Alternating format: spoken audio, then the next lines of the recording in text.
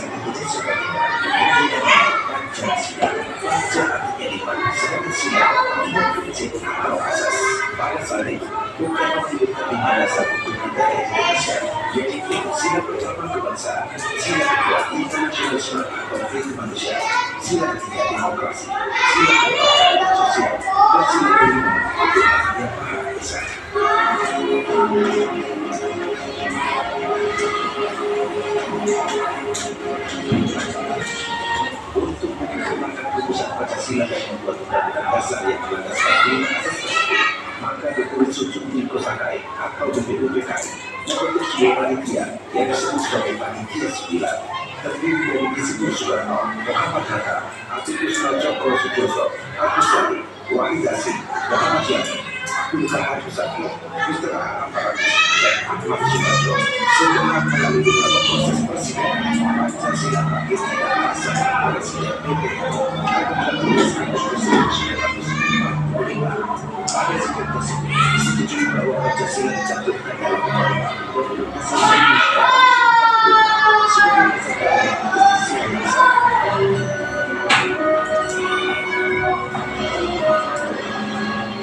Pemirsa, sekaligus menghargai perjuangan bagi bangsa dalam merumuskan dasar negara Indonesia sebagai fondasi penerus bangsa harus dapat memaknai Pancasila sebagai dasar negara dan sebagai landasan untuk perilaku kehidupan bermasyarakat, berbangsa dan bernegara. Pancasila sebagai dasar negara, ideologi negara dan atau yang juga diberikan oleh pendiri bangsa merupakan suatu adu kebencian antara Tuhannya Maha Esa untuk bangsa Indonesia. Pancasila merupakan alat pemersatu bangsa. Dengan menjadi wasilah tersebut, Pancasila dapat menyatukan masyarakat secara berbeda. Pengabalan nilai-nilai Pancasila merupakan cita-cita cinta kepada tanah air, sehingga dapat membangun bangsa yang lebih baik. Berkat Pancasila, dengan nilai-nilai inklusivitas, toleransi, dan keberagaman, kebaikan dan menjadi suatu perkara yang dinilai menjadi identitas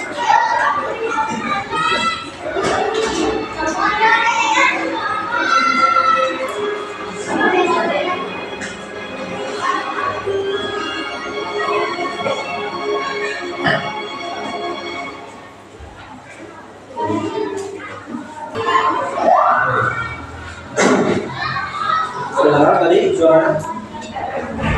Kedengaran nggak? Dari video tersebut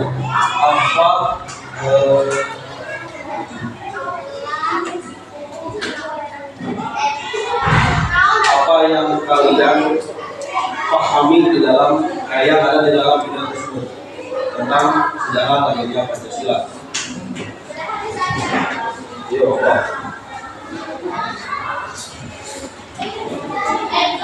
Oke, sebelum itu tadi tokoh-tokohnya ada siapa aja?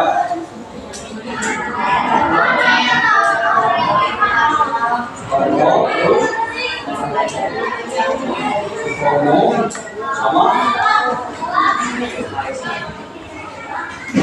Nah, ini tokoh-tokoh tidak tokoh perumus Pancasila. Satu, Muhammad Yamin. Muhammad Yamin merumuskan atau memberi rumus untuk Pancasila. Satu, perikebangsaan. Dua, perikebangsaan. Tiga, periketuhanan. Empat, perikerakyatan. Lima, kesejahteraan rakyat. Itu dari Muhammad Yamin. Terus yang kedua dari Soekarno. Soekarno memberikan usulan tentang perumusan Pancasila. Satu, persatuan. Dua, kekeluargaan. Tiga,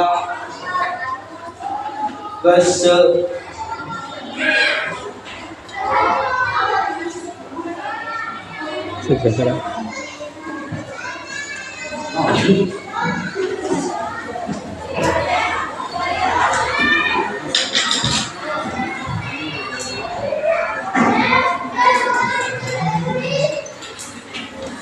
Keseimbangan lahir dan batin. Musyawarah. 4, musyawarah. 3, keadilan rakyat. Terus yang terakhir dari Bapak Soekarno. Satu, nasionalisme bangsa Indonesia. Dua, internasionalisme. Tiga, mufakat atau demokrasi. 4, keadilan sosial. 5, ketuhanan yang berkebudayaan. Oke. Sudah ya, tahu? Jadi ada 3 pengusul atau 3 tokoh yang mengusulkan tentang Pancasila. 1, 2, 3.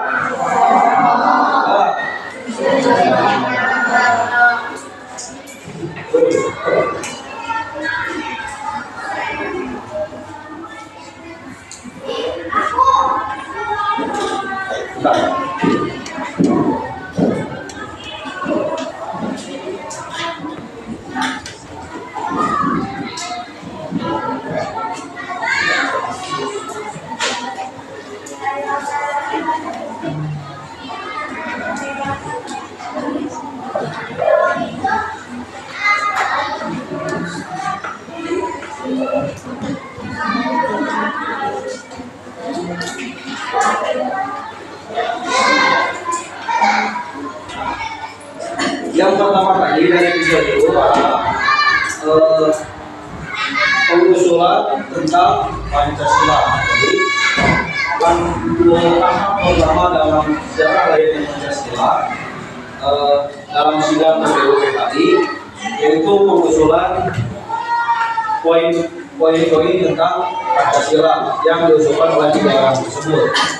Setelah itu, setelah dari pengusulan, ada tahap kedua, yaitu pembentukan panitia 9. Pembentukan panitia 9 atau disebut dengan PPKI yang menghasilkan Piagam Jakarta pada tahun 20 pada tanggal 22 Juni 1945.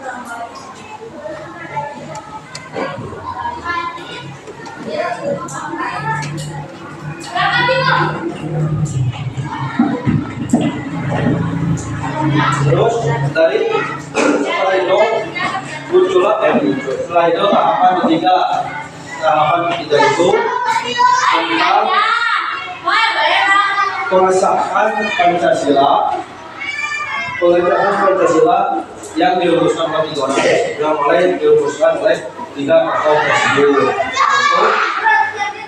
Muhammad Yamin, terus juga Supomo dan juga Soekarno. Bisa dilihat ya tuh. Pada tanggal 29 sampai 31 Mei, Muhammad Yamin dan Supomo mengusulkan rumusan di Pancasila, poin dasar negara dalam sidang PUPKI. Terus pada tanggal 1 Juni 1945, Insinyur Soekarno juga menyampaikan pidato gagasan dasar Pancasila dalam sidang lanjutan PUPKI. Terus pada tanggal 22 Juni, rumusan Pancasila ditetapkan dalam Piagam Jakarta. Sampai akhirnya pada tanggal 18 Agustus 1945, rumusan tersebut disatukan ke Undang-Undang Dasar 1945 dan disahkan sebagai dasar Pancasila dalam sidang PPKI atau Panitia Persiapan Kemerdekaan Indonesia. Ini contoh Pancasila. Pancasila sebagai pandangan hidup. Setelah dari pengesahan dan setelah disahkan sebagai dasar negara Indonesia, Pancasila juga dari setelah disahkan sampai sekarang menjadi sebagai salah satu pedoman dalam kehidupan sebagai rakyat Indonesia. Pancasila yang pertama, ketuhanan yang Maha Esa, dilambangkan dengan bintang berwarna kuning sebagai tanda mempercayai dan bertakwa kepada Tuhan yang Maha Esa dengan agama dan kepercayaan masing-masing sesuai dengan apa yang dipercayai. Terus yang kedua, kemanusiaan yang adil dan beradab. Kemanusiaan yang adil dan beradab ditandai dengan 17 mata rantai saling menjambung berlatar warna merah. Dianggap setiap warga negara memiliki derajat yang sama, tidak ada yang beda-beda. Semua manusia setara. Terus yang ketiga, persatuan Indonesia yang dilambangkan oleh pohon beringin.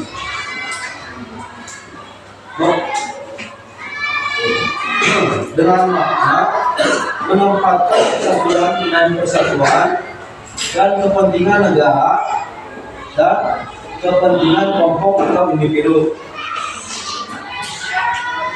Terus yang keempat, kerakyatan yang dipimpin oleh hikmat dan kebijaksanaan dalam permusyawaratan perwakilan. Ditandai dengan gambar atau kepala banteng yang dimaknai dengan tidak memaksakan kehendaknya kepada orang lain dan mengutamakan kepentingan negara dan orang lain. Jadi tidak harus memaksa apa yang kita mau, tidak memaksakan kehendak yang kita mau harus terwujud, tetapi juga kita harus memikirkan kepentingan atau keutamaan untuk orang lain dan negara Indonesia. Terus yang terakhir, yang kelima, keadilan sosial bagi seluruh rakyat Indonesia dilambangkan atau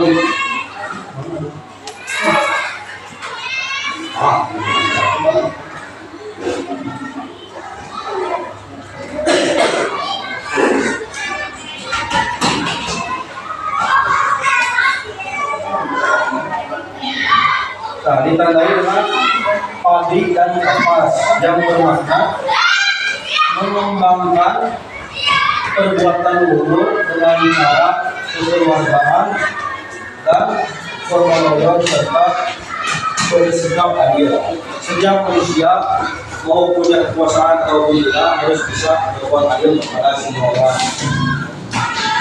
Terus ada terakhir, Bapak Soekarno memberikan kata-kata, aku tidak mengatakan bahwa aku menciptakan Pancasila. Apa yang kukerjakan hanyalah menggali jauh ke dalam bumi kami, tradisi kami sendiri, dan aku menemukan pembuktian mutiara yang benar.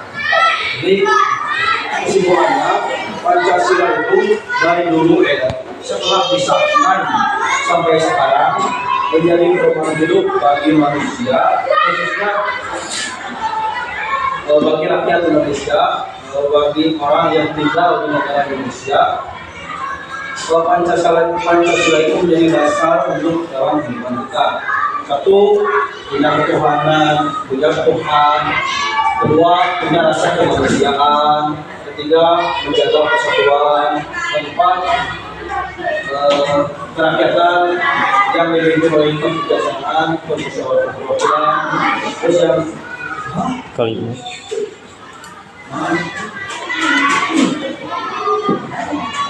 kelima, keadilan sosial bagi seluruh Indonesia. Jadi kita telah adil kepada semua orang yang ada di Indonesia. Oke.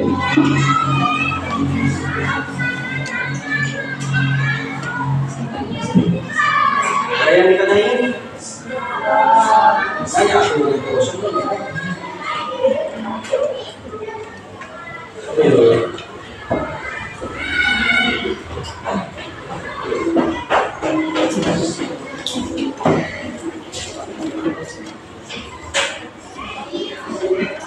Capek tuh. Kalau dua, sama lagi itu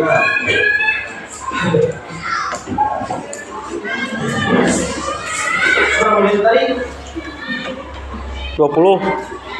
Boleh ya.